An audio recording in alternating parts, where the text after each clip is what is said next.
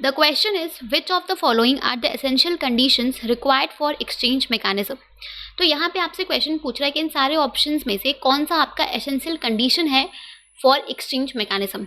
Exchange mechanism मतलब क्या कि जो गुड्स एंड सर्विसेज की बाइंग और सेलिंग होती है बिटवीन सेलर एंड बायर, उसको हम बोलते हैं एक्सचेंज मैकेनिज्म।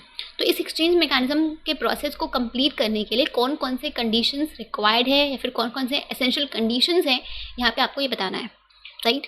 तो सी, जब भी हम बात करते हैं मार्केटिंग के प्रोसेस की, तो ये जो हमारा मार्केटिंग का प्रोसेस है it works through exchange mechanism.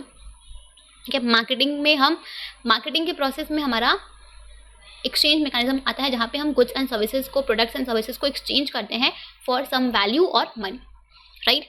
तो ये जो आपका एक्सचेंज मैकेनिज्म है, इसका एसेंशियल कंडीशंस क्या क्या है। हमारा पहला ऑप्शन है इन्वॉल्वमेंट ऑफ एटलीस्ट 2 पार्टीज।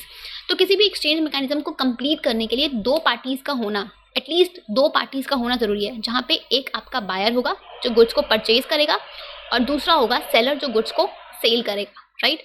तो बिना इन दोनों पार्टीज के इन्वॉल्वमेंट के एक्सचेंज मैकेनिज्म कंप्लीट नहीं हो सकता है। ठीक है, तो exchange can take place only when a person obtains the desired product from someone who is offering that product in exchange of some money or some valuable thing।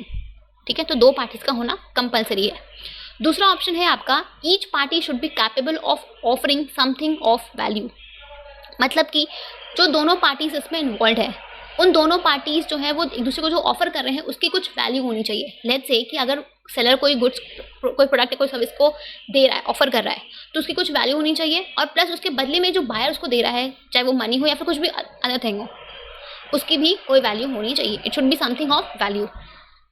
ठीक है, तो यहाँ पे एक चीज़ ये होगा।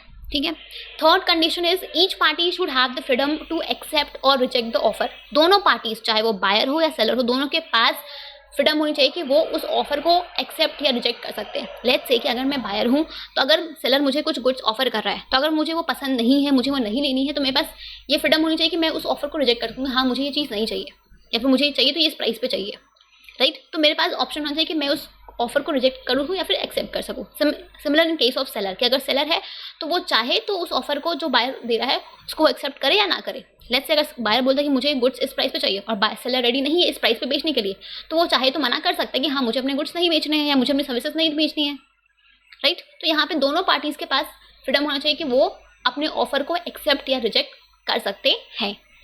ठीक है, so all of these are the essential conditions required for exchange mechanism। so option number 4, that is all the above, will be your correct answer। ठीक है।